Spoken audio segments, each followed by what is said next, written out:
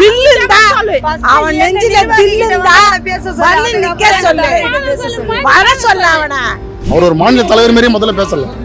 மாநில தலைவர்னு எப்படி பேசணுன்றதுக்கு பல பேர் இருக்காங்க. முதல்ல அவர் கவுன்சிலர் ஆக சொல்லுங்க, பாராளுமன்ற உறுப்பினர் ஆக சொல்லுங்க, சட்டப்பேரவை உறுப்பினர் ஆக சொல்லுங்க. உனக்கு 8வது வரைக்கும் நீ படிக்கிற, தேர்வு எழுத முடியலன்னா நீ வெளியில போ, உனக்கு ஒரு சர்டிபிகேட் தந்துடுவேன். நீ 12வது படிக்கிற, உன்னால பாஸ் பண்ண, உனக்கு எக்ஸாம் எழுத கஷ்டமா இருக்கு, இந்த நான் ஒரு சர்டிபிகேட் தரேன், அதை வச்சு நீ வந்து வேலை தெரியும். நம்ம எல்லாமே உதவி பண்றோம் தான் நம்ம சொல்லுவோம். அவங்க என்ன பண்ணுவாங்கடா, நீ வெளியேறியா சொன்னா அது ஒரு நோக்கம் என்ன? அவங்க யாரை கை காட்டுறாங்களோ அதை விட நம்ம எஜுகேஷன் லெவல்ல முன்தங்கி தானே இருக்கும், பின்தங்கி ஒண்ணும் இல்லையே. அவர் கையெழுத்திக்க நடத்துவேன்னு சொல்லியிருக்காருல, நான் மக்களையும் தருட்டி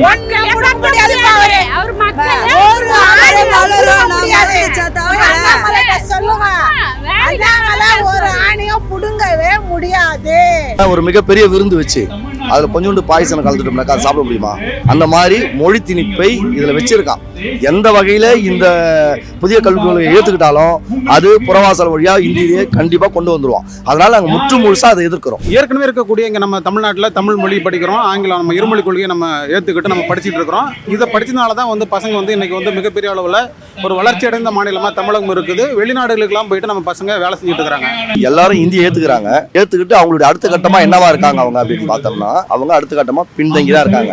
இந்தியை ஏத்துக்காத தமிழ்நாடு தான் இந்திய மாநிலங்களை ஒப்பிடும் போது ரமீலா தாப்பர் என்ன சொல்றாங்கன்னா, தமிழ்நாட்டை இந்திய மற்ற மாநிலங்களோடு ஒப்பிடக்கூடாது, ஐரோப்பிய நாடுகளோட ஒப்பிடணும் தமிழ்நாடுன்னு சொல்லி ரமீலா தாப்பர் சொல்றாங்க. இவங்க இந்தியை ஏத்துக்கிறாங்கன்னா அவங்க ஏத்துக்கிட்டு அவங்க பின்தங்கி இருக்காங்க. தமிழ்நாடு ஏத்துக்கல, இருமொழி கொள்கையால முன்னேறி போயிருக்கு. எந்த மொழியை கத்துக்கலாம், எந்த மொழிக்கும் நம்ம வந்து தடையானவர்கள் இல்லை. நிறைய பேர் இந்திக்காரங்க. அப்போ ஏன் நம்ம வந்து தமிழ்நாட்டுக்கு வராங்க? அப்போ ஹிந்தி படித்தா வேலை கிடைக்கும், இல்லை ஹிந்தி படித்தா அறிவு வளரும், ஹிந்தி படித்தா வந்து வாழ்க்கையில் வந்து முன்னேற முடியும், ஹிந்தி படித்தா எல்லா இடத்துக்கும் போக முடியும் அப்படின்னா. ஆனால் ஹிந்தி படிக்கிறவங்க எல்லாமே பெரும்பாலும் பீகாரிகள், குஜராத்திகள், மற்ற இருக்கிற அந்த வட மாநிலங்கள் எல்லாமே ஹிந்தி மொழி பேசுகிறவங்க எல்லாமே தமிழ்நாடு நோக்கி தான் படையெடுத்து வராங்க. அப்போ ஏன் அவங்க ஹிந்தி படித்தா அவங்களுக்கு ஏன் வேலை கிடைக்கல? அப்போ ஹிந்தி படிப்பது என்பது வந்து ஒரு மாயை. ஹிந்தி கற்றுக்கொள்ள வேண்டும் என்று சொல்வதும் என்பது ஒரு மாயை. எந்த மொழியும் யார் வேணாலும் கற்றுக்கலாம் அவங்க விருப்பப்பட்டாங்கன்னா. ஆனால் நம்ம ஊரில் எல்லாமே படிப்பு எல்லாமே கரெக்டாக தானே இருக்குது. எஜுகேஷன் லெவலில் நம்ம அவங்க யாரை கை காட்டுறாங்களோ அதை விட நம்ம எஜுகேஷன் லெவலில் முன்தங்கி தானே இருக்கும், பின்தங்கி ஒன்றும் இல்லையே. இப்போ சமீபத்தில் புதுச்சேரியில் இப்போ இவங்க தான் மாற்றினாங்க, மும்மொழி கொள்கை கொண்டு வந்தாங்க. அங்கே போய் பாருங்கள், அவங்க முன்னாடி எவ்வளோ எஜுகேஷன் இருந்தாங்க, இப்போ எந்த டவுனில் இருக்காங்கன்றது அதுலேயே ஒரு எடுத்துக்காட்டு இருக்குது. சும்மா இதை சொல்லிகிட்டே தான் இருப்பாங்க, பைத்தியகாரத்தமாக பேசிகிட்டு தான் இருப்பாங்க. அதெல்லாம் நீங்கள் பெருசாலாம் யாரும் தமிழக மக்கள் யாரும் எடுத்துக்க மாட்டாங்க.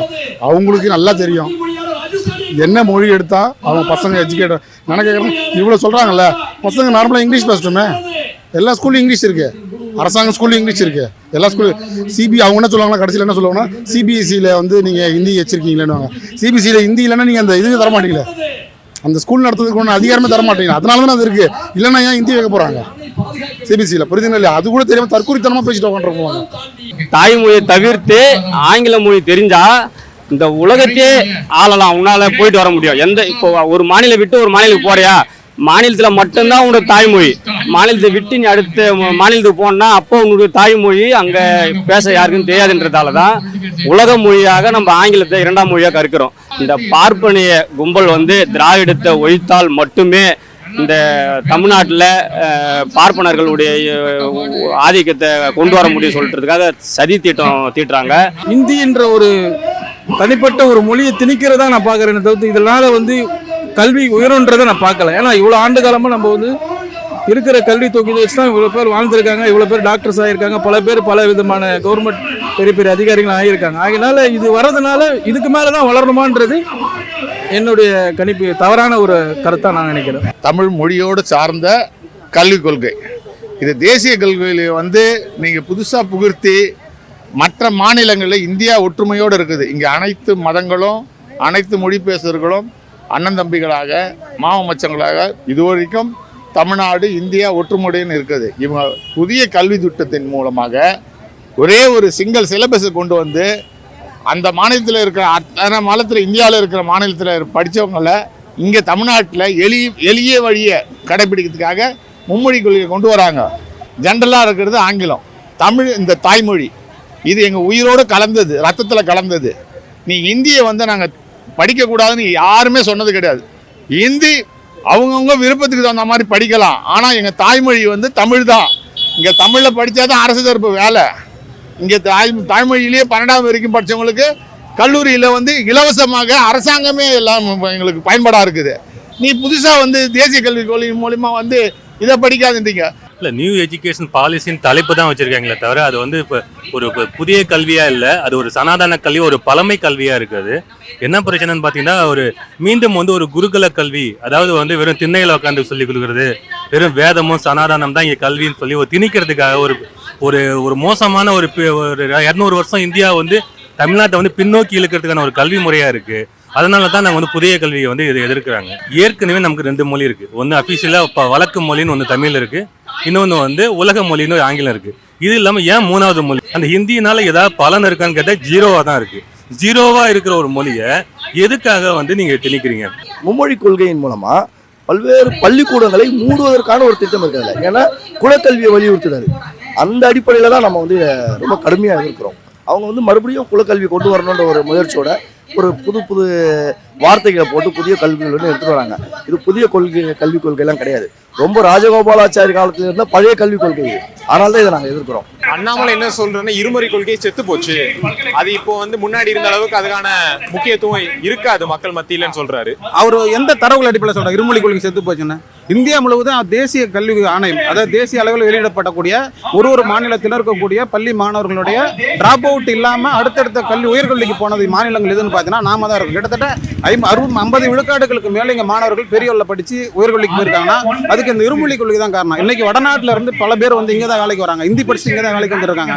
நம்ம பசங்க எல்லாம் தமிழ்நாட்டு பசங்க எல்லாம் இங்கே தமிழை படிச்சுட்டு ஆங்கிலம் படிச்சுட்டு இருமொழி கொள்கையை படிச்சுட்டு உலக நாடுகள் பல இடங்களில் போய் இன்னைக்கு வேலை செஞ்சுட்டு இருக்காங்கன்னா இருமொழி கொள்கை தான் காரணம். ஆனால் அண்ணாமலை வந்து ஏதாவது ஒரு வாய்க்கு வந்து சொல்லிட்டு இருக்கிறதுனால நம்ம அதை ஏற்றுக்க முடியாது. அதற்கான ஆசிரியர்கள்லாம் இருக்காங்களா? அப்படி ஒரு தரவுகளை கொடுத்துருக்காங்களா? யார் என்னென்ன மொழி படிக்கிறது விருப்பமா இருக்கிறாங்க அப்படின்னு ஒரு டேட்டாஸ் கொடுத்துருக்காங்களா?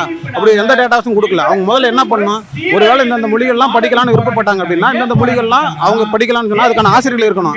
ரெண்டாவது இந்த மொழிகள்லாம் படிச்சு அதுக்கான எவ்வளவு ஸ்கோப் இருக்குன்னு நம்ம பார்க்கணும். நம்ம தமிழை தவிர்த்து ஆங்கிலத்தை நம்ம எங்க பெருசா பேசுறோம், இருமொழி கொள்கையா பார்க்குறோம்னா ஆங்கிலம் படிப்பது மூலமாக தமிழை தெரிந்து கொள்வதன் மூலமாக தமிழில் நம்ம சிந்திக்கிறோம், செயல்படுகிறோம். ஆங்கிலம் படிப்பதன் மூலமாக உலகம் முழுவதும் இருக்கக்கூடிய இடங்களுக்கு நாம் சென்று பயணித்து நம்மளுடைய வேலைகளுக்கு நம்முடைய வாழ்வாதாரத்தை பெருக்கிக் கொள்வதற்கு ஆங்கிலம் பயன்படுகிறது. நீங்கள் இந்தியை படித்தாலோ மற்ற மொழிகளை படிக்கிறது மூலமாகவோ அதனால வளர்ச்சி வருகிறதா அதுக்கு ஏதாவது டேட்டா கொடுத்துருக்காங்களான்னா அதுவுமே கிடையாது. அவளுடைய நோக்கம் அது நீங்க இப்ப சொல்லும் பொழுது சொல்லுவாங்க, நீங்க ஏதாவது ஒரு தாய்மொழி நீங்க எடுத்து படிச்சீங்கன்னா போதும், அதுக்காக தான் நான் கொண்டு வந்தேன், இந்தி நோக்கம் இல்லைன்னு. ஆனால் அவர்கள் பிரதான நோக்கம் இந்தி தான். அதனால தான் நாங்கள் அந்த மும்மொழி கொள்கை எழுக்கிறோம், குறிப்பாக இந்தி எதிர்க்கிறோம் என்பதுதான் உண்மை. வெறும் மொழி திணிப்புங்கிறாங்க. இங்க மொழி திணிப்பே கிடையாது, இது பண்பாட்டு திணிப்பு. என்னன்னு கேட்டீங்கன்னா வட மாநிலங்கள் ஃபுல்லா வந்து எல்லாமே ஹிந்தின்னு சொல்றேன், ஹிந்தி கிடையாது. ஒவ்வொருத்தவங்களுக்கும் வந்து ராஜஸ்தானி மொழி, மெய்த்தி மொழி, நம்ம ஏகப்பட்ட மொழி இருக்கு, பேஜ்பூரி மொழிலாம் இருக்கு. அதெல்லாம் அழிச்சு தான் இன்னைக்கு ஹிந்தி ஆதிக்கம் செலுத்துது. ஒரு இடத்துல ஹிந்தின்னு ஒரு இடத்துல உள்ள வந்துச்சுன்னா அது அங்க இருக்கிற வட்டார மொழி எல்லாத்தையுமே அழிக்குது. அந்த மாதிரி தமிழ் அழியக்கூடாதுங்கிறதுக்காகத்தான் இங்க வந்து நம்ம வந்து ஹிந்தி எதிர்க்கிறோமே தவிர ஹிந்திங்கிறது வந்து ஒரு மொழியா நம்ம எதிர்க்கல. அது வந்து நமக்கு கிடையவே கிடையாது. காசியில தமிழ் சங்கம்னு ஒன்று வைக்கிறாங்க, அதை தவிர வேற எங்கேயாச்சும் தமிழை பயன்படுத்துறாங்களா? ஏன் நீங்க வந்து ஒரு மலையாளத்தில் வைக்கலாம், கன்னடத்தில் வைக்கலாம், தெலுங்குல வைக்கலாம், இந்தியா ஃபுல்லா வைக்கலாமே. ஏன் காசியில வைக்கிறீங்க? காசியில வைக்கும் போது ஏன் அகத்தியன்னு ஒரு பாப்பன முனிவரை தூக்கி முன்னாடி வைக்கிறாங்க? அவங்க நோக்கம் என்னைக்குமே வந்து வாய்க்கு வந்ததை விதவிதமா சொல்லுவாங்களே தவிர அவங்களுடைய நோக்கம் வந்து இந்தியை திணிக்கணும், ஹிந்தி மூலியமா சமஸ்கிருதத்தை திணிக்கணும், சமஸ்கிருதத்தை திணிச்சு இந்த நாடை வந்து ஒரு சனாதன நாடா மாற்றணும். அதை தாண்டி அவங்கள்ட்ட வேற எந்த ஒரு நோக்கமும் கிடையாது. அவங்களுக்கு மருத்துவ கல்வி படிக்கணும், ஒரு பொறியியல் கல்வி படிக்கணும்னாக்கா அந்த மருத்துவ கல்வியும் பொறியியல் கல்வியும் எந்த மொழியில இருக்கோ அந்த மொழியை படித்தால் நம்ம அதை வந்து இது பண்ணிக்கலாம். இந்தியில வந்து அல்லது தெலுங்குலையோ வேற எந்த மொழிகள்லையோ வந்து பார்த்தீங்கன்னாக்கா மருத்துவ கல்வி பொறியியல் கல்வி இல்லை. அப்போ ஆங்கிலத்தில் இருக்குதுன்னும் போது நாம் வந்து தமிழ் ஆங்கிலம் 2 மொழி மட்டும் போதுன்றோம். அப்படி இந்தியை தேர்வு செய்யும் போது என்ன ஆகும்னாக்கா ஆங்கிலம் மட்டுப்பட்டு போயிடும். ஆங்கிலம் மட்டுப்பட்டு போச்சுன்னா மருத்துவ கல்வி பொறியியல் கல்வி இந்த மாதிரி தொடர்புகள்லாம் வாய்ப்பே இல்லாமல் போயிடும். இந்தி முதல்ல சும்மா படிங்க அப்படின்னு சொல்லுவாங்க, அதுக்கப்புறம் இந்தியை வந்து பாடமாக்குவாங்க, அப்புறம் இந்தியில எல்லா பாடத்தையும் கொண்டு வருவாங்க. அப்புறம் எல்லா பாடத்தையும் கொண்டு வந்து நம்ம மாணவர்கள் வந்து தேர்ச்சி இல்லாமல் போகிறாங்கன்னா இவங்கெல்லாம் வந்து முட்டாள்கள், இவங்கெல்லாம் வந்து வாழ்க்கையில் வந்து எதுவும் தெரியாதவங்க அப்படின்னு நம்மளை முட்டாளாக்குற வேலையெல்லாம் இந்த அரசு வந்து தொடர்ந்து செஞ்சுக்கிட்டே இருக்கு. மற்ற மொழியை நான் மாநில மொழி நான் கற்றுக்கிறேன் அப்படின்னா மற்ற மாநில மொழியில் எக்ஸாம் வைக்கிறது கிடையாது. இப்போ ரயில்வே எக்ஸாமாக இருக்கட்டும், சிஎஸ்சியாக இருக்கட்டும், எந்த எக்ஸாம் வச்சாலும் அவங்க ஹிந்தியில் தான் வைக்கிறாங்க அவங்க. அப்போ மற்ற மாநில மொழி குஜராத்தில் வந்து ஒரு பொதுவாக எல்லாத்துக்கும் இந்தியா முழுக்க குஜராத்தி மொழியில் நான் வச்சிங்க அப்படின்னா நான் குஜராத்தி படிக்கணும்னு ஆசைப்படுவேன். ஆனால் நீ ஹிந்தியில் வைக்கும்போது நான் ஹிந்தி படிக்கணும்னு தான் நினைப்பேன் நான். அப்போது அந்த மாதிரி நீங்கள் வந்து ஒவ்வொரு மாநிலத்துக்கான மொழியை வைங்க, அந்தந்த மாநிலத்துக்கு தேர்வு வைக்கும்போது அந்தந்த மாநில மொழியில் வைங்க. அப்படி தான் சொல்கிறோம். இப்போ எனக்கு அது தேவைன்னு போது நான் கற்றுக்க முடியும். அப்போ தேவையில்லாமல் நீங்கள் இதை படிங்க அதை படிக்கணும் எங்களை வந்து அந்த திணிப்பு வந்து மொழி திணிப்பு வந்து கொண்டு வரக்கூடாது. நான் ஏன் படிக்கணும், குஜராத்தி படிச்சுன்னா குஜராத்தில் வேலைக்கு போக போகிறேன்னா, அப்போ மொழி தனித்தனி இன்ஸ்டியூஷன் ஆரம்பிங்க. அரசில் கவர்மெண்ட்டில் தனித்தனி இன்ஸ்டியூஷன் ஆரம்பிங்க. குஜராத்தி, ஹிந்தி, தெலுங்கு, மராத்தி, குஜராத்தின்னு ஒரு இன்ஸ்டியூஷன் ஆரம்பித்து வச்சுக்கோங்க. ஒவ்வொரு மாநிலத்தில் வைங்க. இல்லை அதுக்குன்னு தனி பள்ளிகளோ கல்லூரிகளோ மொழி பாடத்துக்கு ஒரு கல்லூரி பள்ளிகள் ஆரம்பிங்க. அப்போ அதில் விருப்பப்பட்டவங்க அதில் போய் சேர்ந்து படிப்பாங்க. தேசிய கல்விக் கொள்கைங்கிறது வந்து அவங்க என்ன சொல்றாங்கன்னா, உனக்கு 8வது வரைக்கும் நீ படிக்கிற, தேர்வு எழுத முடியலன்னா நீ வெளியில போ, உனக்கு ஒரு சர்டிஃபிகேட் தந்துடுவேன். நீ 12வது படிக்கிற, உன்னால பாஸ் பண்ண, உனக்கு எக்ஸாம் எழுத கஷ்டமா இருக்கு, அது என்ன பரவாயில்ல, நீ ஒன்றும் கவலைப்படாத, இந்த நான் ஒரு சர்டிஃபிகேட் தரேன், அதை வச்சு நீ வந்து வேலை தெரியும். எல்லாத்தையும் வந்து பைகாட் பண்றாங்க. இப்போ நம்ம தமிழ்நாட்டில் என்னன்னா, நீ வந்து 12வது படிக்கிறியா, உனக்கு நான் 1000 ரூபா உதவி தொகை தரேன், நீ காலேஜ் போறியா, உனக்கு காலேஜ் ஃபீஸ் கட்டுறேன், உனக்கு யூனிவர்சிட்டி போறியா, அது வெளிநாட்டில் போய் படிக்க போறியா, அது உதவி பண்ணுறேன். நம்ம எல்லாமே உதவி பண்றோம் தான் நம்ம சொல்லுவோம். அவங்க என்ன பண்ணுவாங்கடா, நீ வெளியேறிய சொன்னா அது ஒரு நோக்கம் என்ன? நீ வந்து குலக்கல்வி திட்டம் வரைக்கும் நீ கொண்டு வர, நீ வந்து பாதி நேரம் வந்து படிப்பு, மீதி நேரம் வந்து அப்பா செய்யற வேலையை பார்க்கணும்பாங்க. அப்போ உங்க அப்பா என்ன செஞ்சிருப்பாரு, உங்க தாத்தா என்ன பண்ணிருப்பாரு, அந்த வேலையை நீங்க இப்ப பண்ண முடியுமா? நீங்க உங்க தாத்தா யாராவது கேமரா பிடிச்சி நின்னாரா? சொல்லுங்க பாப்போம். அவங்க சொல்ற வார்த்தை வந்து அதான். இப்ப இன்னைக்கு வந்து நான் வந்து இன்னைக்கு வந்து ஒரு பப்ளிஷர் எடிட்டரா இருக்கேன். எங்க அப்பா டைலரா இருந்தாரு, எங்க தாத்தா வந்து கொட்டாய் கட்டினாரு. இப்ப நான் கொட்டாய் கட்டின வேலைக்கு போனாலும் செய்ய முடியுமான்னு கேட்டா அந்த கயிறு எனக்கு எப்படி இருக்குன்னு எனக்கு தெரியாது எனக்கு. ஆனா அவங்க சொல்றது அதான். இப்ப இதுதான் வந்து அவங்க சொல்றது. அவங்க எதுவுமே வந்து நேர்மை கிடையாது. அவங்க பூசாரி வேலை பார்த்தவங்க இன்னைக்கு வந்து கலெக்டர் ஆயிருக்கான். நீ ஏன்னா கலெக்டர் ஆக பூசாரி வேலை பண்ண அவங்க மேல் சாரியை சொல்ல மாட்டாங்க. அவங்க அமெரிக்காவில் இருக்கவங்கலாம் இங்கே வந்து வேலை பார்க்கணும்னு சொல்ல மாட்டாங்க. ஆனால் நம்ம கிட்ட மட்டும் தான் எல்லாத்தையும் இம்ப்ளிமெண்ட் பண்ணுவாங்க. அதனால தான் இது இருக்கும். இது அண்ணாமலை என்ன சொல்லியிருக்காருன்னா, மும்மொழி கல்வி நாங்க அமல்படுத்தியே தீருவோம், தடுக்கவே முடியாதுன்னு சொல்றாரு. இது ஒரு மிரட்டல் மாதிரி இல்லையா? Comedy sir. அது நீங்க காமெடியா எடுத்துக்கணும், மிரட்டல் எடுத்துக்கூடாது. சீரியஸ் சொல்றேன். அவர் ஒரு மாநில தலைவர் மாதிரியே முதல்ல பேசலாம். மாநில தலைவர்னு எப்படி பேசணுன்றதுக்கு பல பேர் இருக்காங்க. அதெல்லாம் தமிழ்நாட்டில் தடுத்தே காட்டுவோம். அவரால் முடிஞ்சா பண்ண சொல்லுங்க. முதல்ல அவர் கவுன்சிலர் ஆக சொல்லுங்க, பாராளுமன்ற உறுப்பினர் ஆக சொல்லுங்க, சட்டப்பேரவை உறுப்பினர் ஆக சொல்லுங்க. அண்ணாமலைலாம் ஒரு ஆளே கிடையாதுப்பா எங்களுக்கு. எப்போ வந்தோம் அண்ணாமலை? நேற்று முளைச்ச காளானாங்க. நாங்கள்லாம் வந்து ஆழம் விழுது, நாங்கள் ஆழம் மரம் மாதிரி. நாங்கள் வந்து தலைமுறையாக நாங்கள் வளர்ந்து வருவோங்க. நாங்கள் 5வது தலைமுறை நாங்கள், சரிங்களா? அவன்லாம் இப்போ வந்து அவன்லாம் ஒரு ஆளே கிடையாது. இந்திய திணிக்க அவன் யார் ஃபஸ்ட்டு? நாங்கள் தமிழ்நாட்டில் இருக்கிறோம், எங்களுக்கு எந்த மொழி தேவையோ நாங்கள் தான் முடிவு பண்ணுவோம். அவன் வந்து சும்மா ஒரு டம்மி பீஸ் வரணும், எதனா சொல்லணும், சொல்லிட்டு போயினே இருக்கணுன்றது தான் அவனோட வேலை. போய் படிச்சுட்டு வந்தானே, என்ன படிச்சுட்டு வந்தான்? மக்களுக்கு என்ன செய்யணும், என்னது நல்லது பண்ணணுன்ற நோக்கத்தில் தான் இருக்கணும். இது அவர் என்ன சொல்லியிருக்காருன்னா, அறிவாளுக்கு எல்லா செங்கலையும் உருவிடுவேன். உள்ள கேட்டுக்கிட்ட வர சொல்லுங்க. அவர் ஐபிஎஸ் தானே, கேட்டுக்கிட்ட வர சொல்லுங்க. நாங்கள் அப்பயே பார்த்தவங்க, மக்கள் கொடுத்த எல்லாரையும் பார்த்த இயக்கம் இது. ஜஸ்டிஸ் கட்சி, திராவிட கழகம், திராவிட கழகத்தில் திராவிட முன்னேற்ற கழகம். இன்னைக்கு திராவிட மரல் அரசு. அதெல்லாம் அவர் முடியவே முடியாது. மரம் வளர்ந்துருக்குல அறிவாலயத்துல, அந்த ஒரு இலைய கூட அவன் தொட முடியாது. நாங்க எல்லாம் நிக்கிறோம். அவன் நெஞ்சில வர சொல்ல அவனை. அவன் துப்பு கட்ட நாய், எங்கேயோ நின்று பேசுற நாய் எதிரில வந்து பேசினா அதுக்கேற்ற பதிலா நாங்க கொடுப்போம். எங்க தலைவரை நிக்க வைக்க வேணாம். எங்களை தாண்டி தலைவர் இல்ல. அந்த அறிவாலயத்துல செங்கல்ல கூட தொட முடியாது, எங்களை தாண்டி தான் தொடணும். அண்ணாமலை முதல் யார்? அவர் இந்த தமிழ்நாட்டிற்கு எந்த விதத்தில் என்ன தியாகம் செய்திருக்கின்றார்? மும்மொழி என்பது இங்கே திணிக்கப்பட்டால் என்னென்ன விளைவுகள் ஏற்படுத்தும் என்பதை அவர் அறியாமல் இருக்கின்றார். அந்த எண்ணம் இருந்தால் அதை தயவு செய்து அவர் அந்த எண்ணத்திலிருந்து விடுபட வேண்டும் என்பதைதான் தெரிவித்துக் கொள்கிற. காரணம் என்னவென்றால், திராவிட முன்னேற்ற கழகத்தை சேர்ந்தவர்கள் சாதாரணமாக எண்ணிவிட வேண்டாம். நாங்கள்லாம் அமைதியாக இருக்கின்றோம் என்றால் எங்களுடைய கழக தலைவர், தமிழ்நாடு முதலமைச்சருடைய கட்டளையை ஏற்றுதான் நாங்கள் அமைதியாக இருக்கின்றோம். நாங்கள்லாம் வெகுண்டெழுந்தால் அவர் பல்வேறு இன்னல்களை அனுபவிக்க நேரிடம். அவர் மத்தியிலே மோடி ஆட்சி இருக்கின்றார் என்பதை நினைத்து கொண்டு இங்கே ரவுடிசம் போல பேசுகின்றார். எப்படி பேச வேண்டும் என்பதை அண்ணாமலை கற்றுக்கொள்ள வேண்டும். அவருடைய பேச்சு ரவுடிகள் பேசுவதை போலத்தான் அதை நான் பார்க்கின்றேன். அதை வன்மையாக கண்டிக்கின்றேன். மக்களுக்கு நல்லது செய்யணும்னு ஒரு துப்பு இல்லை அவனுக்கு. இந்தி, இந்த கோயில் சம்பந்தம், செங்கலை உருவலாமா? நீ வந்து அறிவாலய சைடில் நீ செங்கலை நாங்கள் ஒரு மயிரை கூட ஒன்றும் பிடுங்க முடியாது, புரியுதுங்களா? நீ வா, நாங்கள் அங்கே தான் இருக்கிறோம், அந்த தொகுதி தான் நாங்கள். நீ வா பொம்பளை, நான் சொல்கிறேன், நீ அங்கே வா, நாங்கள் அங்கே தான் நிற்போம். நீ என்ன பிடுங்குறன்னு நாங்களும் அங்கே பார்க்குறோம். அவங்க என்ன சொல்றாங்கன்னா மொத்த இந்தியாவும் ஏத்துக்கிட்டாங்க, பக்கத்துல உள்ள கேரளா கூட ஏத்துக்கிட்டாங்க, ஆனா தமிழ்நாடு மட்டும் தனியா இருந்துகிட்டு இப்படி இது அரசியல் ஆக்குறது சரியா அப்படின்னு அவங்க கேக்குறாங்க. சரி, ரைட்டு, நீங்க சொல்றீங்க மொத்த இந்தியாவும் ஏத்துக்கிட்டாங்க. மொத்த இந்தியாவும் ஏத்துக்கிட்டாலும் அவங்க எந்த அளவில் வாழ்க்கையில் முன்னேறி இருக்கிறாங்க? அப்போ மற்ற மாநிலம் எந்த அளவுக்கு முன்னேறி இருக்கு? நம்ம மாநிலம் எந்த அளவுக்கு முன்னேறி இருக்கு? நம்ம மாநிலம் எல்லாத்துலேயுமே வந்து கல்வியில், பொருளாதாரத்தில், தொழில் வளர்ச்சியில் எல்லாத்துலேயும் முன்னேறி தான் போய்கிட்டு இருக்கோம் நம்ம. அப்போ ஹிந்தி கற்றுக்கிட்டா தான் முன்னேற முடியும் என்பது ஒரு மாயை. அது ஒவ்வொரு மாநிலமும் தனித்தனி இருக்குது. அந்த கல்விக் கொள்கையை அந்தந்த மாநிலத்துக்கு நீ கொடுத்துருங்க. அந்தந்த மாநிலத்துக்கு எது தேவையோ அதை எடுத்துக்கோ. அந்த மாநிலம் நல்லா வளரும், கல்வியில் வளரும். அப்போ இந்தியாவும் சேர்ந்து வளரும், இந்த மாநிலத்தை கூட. இது தமிழ்நாடு, எங்களுடைய நாட்டில் எங்களோட மொழிக்கு தான் நாங்கள் முக்கியத்துவம் தருவோம். ஆகையினால அண்டை மாநிலத்தோட மொழிக்கு நாங்கள் முக்கியத்துவம் தரமாட்டேன்றது தான் இதை நாங்கள் பார்க்குறோமே தவிர்த்து அவங்க தமிழ்நாடு வந்து இந்தியை எதிர்க்கிறாங்க, இந்தியை ஒழிக்கிறாங்கன்ற எண்ணம் இது கிடையாது. இல்லை, முன்மொழி கொள்கைன்றதுனால என்ன டெவலப்மெண்ட் ஆகுது? இது வரைக்கும் தமிழ்நாடு எந்த பாதாளத்தில் போயிருக்கு, இனிமேட்டு என்ன வளரப்போகுது? இன்றைக்கினா தமிழ்நாட்டில் எந்த ஒரு வளர்ச்சி இல்லாமல் இருக்கா? தமிழ்நாட்டில் இந்திய தேசத்தில் பார்த்தீங்கன்னா தமிழ்நாட்டில் வந்து பல்வேறு வளர்ச்சி திட்டங்கள் இருக்குது, பல்வேறு சூழ்நிலைகள்லாம் இன்றைக்கு பெரிய லெவலில் தான் இருக்கே தவிர்த்து எந்த ஒரு அடிப்படையிலும் தமிழ்நாடு பின்னோக்கி போகல, இன்னமும் வளர்ந்து கொண்டு தான் இருக்குது. அதனால முன்மொழி கொள்கை வந்தால் தான் வளரும்ன்றது கருத்தை வந்து முற்றிலும் தமிழக மக்கள் ஏற்க மாட்டாங்க. இது வந்து ஒரு தனிப்பட்ட ஒரு மொழி கோசம் போராடுறதா தான் நான் ஒன்றிய அரசை நான் பார்க்குறேன். அவர் கையெழுத்திக்கு நடத்துவேன்னு சொல்லியிருக்காருல, நான் மக்களையும் கருத்து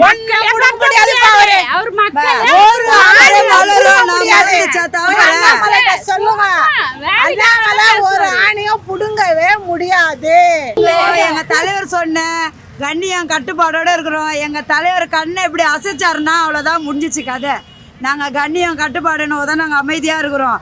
அண்ணாமலை வந்து தமிழ்நாட்டுல அண்ணாமலையுடைய பாச்சா பழிக்காது. இல்ல, அவர் எது நடத்தினாலும் வெற்றி பெறாது. சாட்டையால் அடிச்சுக்கிட்டாலும் வெற்றி பெறாது, கண்ணில் மண்ணை வாரி போட்டுக்கிட்டாலும் வெற்றி பெறாது. இங்க வந்து அவர் பேசுறது வந்து ஒரு பொழுதுபோக்குக்காக தான் இருக்காங்களே தவிர அதனால வந்து எந்த ஒரு இம்பாக்ட் அவங்களால ஏற்படுத்தவே முடியாது. இங்கே அரசியல், இங்கே அவருக்கு அரசியல் இது என்ன வந்து நியூஸில் வந்து டெய்லியும் வந்து ஒரு பொழுதுபோக்குக்காக வந்து பேசிட்டு போகலாமே தவிர அவரால் இங்கே எந்த ஒரு மாற்றமும் இம்பாக்டாக பண்ண முடியாது. மக்கள்கிட்ட தாராளமாக கேட்கலாமே, அப்போ தெரிஞ்சிடும் அண்ணாமலை வெற்றி பெறாரா, முன்மொழி கொள்கை வெற்றி பெறுதா, இல்லை தமிழ்நாட்டு கொள்கை வெற்றி பெறுதான்னு அன்னைக்கு தெரிஞ்சிடும். அவன் வாயை திறந்தாலே போய் பேசுவான். இதே வாயிலேயே வடை சுட்டுனுக்கிற ஆளு தான் அவன். அவங்க வடை சுடுறாங்கல்ல, அந்த மாதிரி இவர் ஒரு வடை சுட்டுன்னு இருப்பார். இதை தான் சொல்லின்னு இருக்கு நம்ம கண்டி. தமிழ்நாட்டில் சொன்னவங்களாம் எவ்வளோ பேர் அழிஞ்சின்னு இருக்காங்க. இவெல்லாம் ஒரு ஆளே கிடையாது, இவனெல்லாம் ஒரு ஆளாவே மதிக்க மாட்டோம். நாங்கள் இந்தியெல்லாம் வந்து நாங்கள் தப்பு சொல்ல மாட்டோம். அதை நீ வந்து கொண்டுன்னு வரணும், அதுலேயே இருக்கணும்லாம் நீ சொல்லாத. நீ சொல்கிறது நீ ஒரு ஆளே கிடையாது.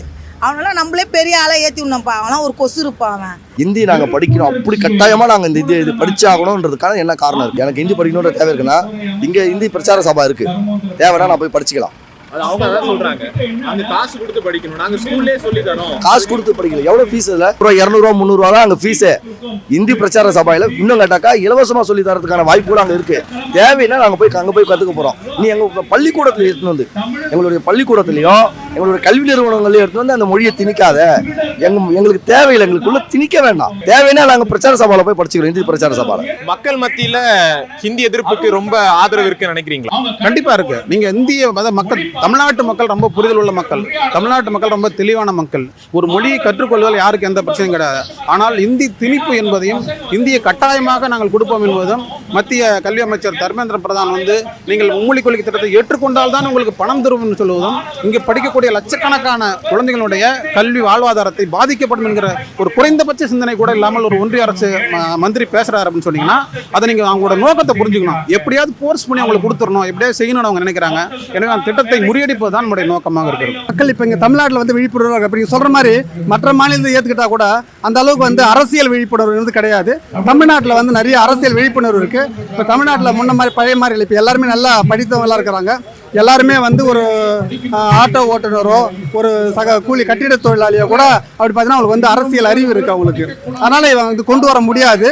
அதான் சொல்கிறேன், அது காலமாக பாஜக அரசு வந்து முதல்ல வந்து ஒரு சமஸ்கிருதத்தை படிக்காத என்னாங்க, அதுக்கப்புறம் இங்கே சமஸ்கிருதத்தை படின்னாங்க, அதுக்கப்புறம் இப்போ ஸ்கூலுக்கே போகக்கூடாது தாழ்த்தப்பட்டவங்கன்னாங்க, அதுக்கப்புறம் தாழ்த்தப்பட்டவங்களுக்கு இடஒதுக்கீடுக்கும் நாங்கள் சர்வீஸ் பண்ணுறோம், தாழ்த்தப்பட்டவங்களும் படிக்கலான்னு சொன்னாங்க. அப்புறம் தாழ்த்தப்பட்டவங்க தண்ணி குடிக்கக்கூடாதுன்னா அதுக்கப்புறம் மறுபடியும் தண்ணி சரி பரவாயில்ல வாங்க நாங்களும் சமபந்தி உணவுன்னு கொண்டு வராங்க. அப்போ என்னென்னா இந்த அரசும் இந்த பார்ப்பனிய அமைப்பும் இந்த பிஜேபி அரசு என்பது வேறு கிடையாது. இது ரெண்டும் ஒன்றா இருக்குது. அது வந்து நம்ம பார்ப்பனியம் என்பது பின்னாடி இருந்து பிஜேபி அரசு முன்ன தள்ளி கொடுத்து நம்மள. அப்போ பார்ப்பனியத்தினுடைய அடிப்படையில் தான் இந்த பிஜேபி அரசு செயல்படுது. அதனால் இது எது சொன்னாலும் மக்களுக்கான ஒரு அழிவு பாதையை நோக்கி தான் தள்ளுமே ஒழிய வளர்ச்சி பாதைக்கு கிடையாது. ஒரு மிகப்பெரிய விருந்து வச்சு அதில் கொஞ்சோண்டு பாயசம் கலந்துட்டோம்னாக்கா அதை சாப்பிட முடியுமா? அந்த மாதிரி மொழி திணிப்பை இதில் வச்சிருக்கான். எந்த வகையில் இந்த புதிய கல்விக் கொள்கையை ஏற்றுக்கிட்டாலும் அது புறவாசல் வழியாக இந்தியிலேயே கண்டிப்பாக கொண்டு வந்துருவோம். அதனால் நாங்கள் முற்று முழுசாக அதை எதிர்க்கிறோம்.